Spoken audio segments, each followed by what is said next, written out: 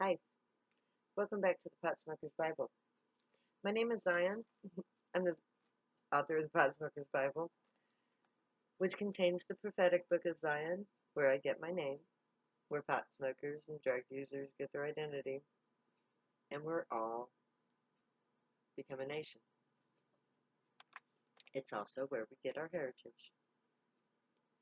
Now, today, we're talking part 3 of chapter 14 of the Pot Smoker's Bible, which is chapter 11 of the book of Zion. It's called I Dwell in a High and Holy Place. Now, it starts with Isaiah 55, 7 to 13, but I think I might have said Isaiah 57, and if I did, I'm very sorry. But it's actually 55. So anyway, this becomes Zion 11, 1 through 7. Let the wicked forsake his way, and the unrighteous man his thoughts, and let him return unto the Lord, and he will have mercy on him, and to our God, for he will abundantly pardon.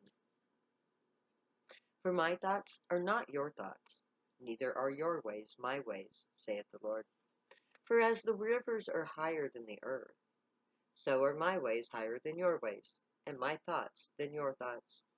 For as the rains cometh down and snows from heaven, and returneth not thither, but watereth the earth, and maketh it to bring forth and bud, that it may give seed to the sower and bread to the eater, so shall my word be that goeth forth out of my mouth. And it shall not return to me void, but it shall accomplish that which I pleasure, and it shall prosper in the thing wherein I sent it. For you shall go out with joy, and be led forth with peace. The mountains and the hills shall break forth before you into singing, and all the trees of the field shall clap their hands. Instead of a thorn shall come up a fir tree, and instead of a brier shall come up a myrtle tree. And it shall be to the Lord for a name, for an everlasting sign, that it shall not be cut off. Isaiah 55, 7 to 13, starts chapter 11 of the book of Zion. The Great calls humanity to return to them. We are to forsake our ways, and the Lord will pardon us for our sins. Our world is now full of idols from the past. But today we have Ishi and the Great. They are real. They will be true to Zion and to Israel, and to everyone who returns to the true God of humanity, who are the Grey. But in order to be acceptable to the Grey, we must understand that they work on a higher level. That is a higher level than we work. That level is called telepathy, and it involves communication. You see, you feel, see, and know, as well as hear. It takes training to be able to handle the intimacy involved with telepathic communication, especially with the Grey. It took me 40 years to learn the nuances of my abilities, and people won't have to take that long. They won't have to figure it out the way I did. I've done that for them. And there is true beauty in the Grey way. The Grey speak and live on a higher level than we do. Now, in verse 9 of this passage, the Grey are both teaching the Israelites about science, and they are speaking the language of Zion. Our seed, bud, and bread is the THC-laden marijuana that we ingest to live on the Grey's level. Science is the answer to the questions of the Bible. The Grey are scientific. We need to look at the prophecy scientifically. The science of our DNA and the THC in the marijuana is the final nail in the war on drugs' coffin. Our Grey DNA is activated by THC in marijuana. We have the right to get high. It is required for our chosen profession. We are the interplanetary interpreters of the gray aliens. It's in our DNA that we chose to activate by getting high. This is what the gray intended all along. They created a people capable of telepathy without using it wrongly. Telepathy is a very powerful ability. In the wrong hands, it is dangerous, but used wisely, it is the means to provide complete care for mind, body, and soul. The gray need a righteous people to wisely use their gray-given abilities. The drug users are the people the gray intended, or at least a close proximity to it. With very few changes, my people will be able to adjust to this new way of being. They will shed their Neanderthal aspects and learn to communicate with a higher intelligence. We are by no means perfect, but we are close enough for rock and roll. When we awake to our true abilities, the entire world will change. We will become attuned to the earth and all life on it. We will become more spiritual as we embrace the knowledge left to us by the prophets of the world. We will become a true cleric, priests of a higher order than has been seen on the earth since the most ancient of times. The awakening of the priesthood of Zion will create a shift in the energy spectrum of this planet. At this time, the base, lower, physical, and negative energy fields control all actions, reactions, and creations. This has created a negative energy loop. The positive energy of the Zionite people will counteract this negative energy and flip our energy field to a more positive aspect. We will be able to do that with our intent. We will know how to interact with the energy field around us. When we intend to interact with it, it becomes what we intend. We empower the energy around us to create the reality that we intend.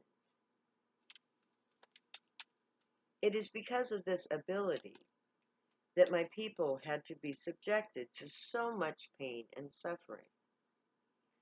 All of our baser instincts had to be rejected, and our inner thought processes had to be enhanced in order for us to learn to control our minds. Our school of hard knocks was painful, but necessary to our future selves. Now that we are ready to take our place in society, we can overcome our adversaries with the truth of our identity, our rights as humans to exist, and our ascension to a higher level of humanity makes us expedient to get high. We have to get high, or it doesn't work. We were created by aliens to communicate on humanity's behalf. We are Zion.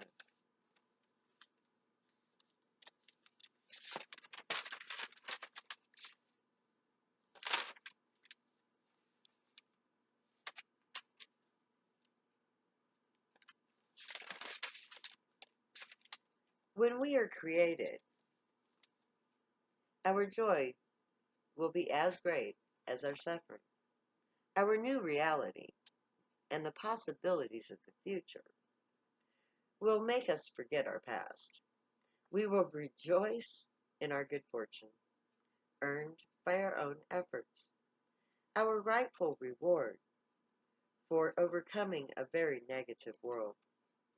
The greatest part of our future is that it has no end. Once uh, once a civilization like ours joins the galactic community, we are assured survival. We will always be. Our children will go on for as long as there is. Our promise from the Gray is that our generations will never cease until theirs do. We are part of everything now. Isaiah 57:15, Zion 11:8. For thus saith the high and the lofty one that inhabits eternity, whose name is holy. I dwell in a high and holy place, with him also that is of a contrite and a humble spirit, to revive the spirit of the humble, and to revive the heart of the contrite one.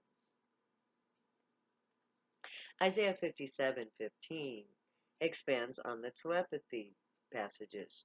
I dwell in a high and holy place. The Gray are saying that it takes more than smoking pot to contact them. You have to think in terms of the divine as well. You have to want to contact the light, the positive energy field. To be gray is to reject the negative energy. You have to get high and seek the divine in order to contact the gray. It goes on to say that even if you seek the holy union, you must be worthy. You had to prove to the gray that you are able to handle yourself wisely. To be contrite is to see your own faults and to overcome them. You have to prove your worth to the gray in order to unite with them. Now, I think I'm going to stop here because I've been having problems with time on this one.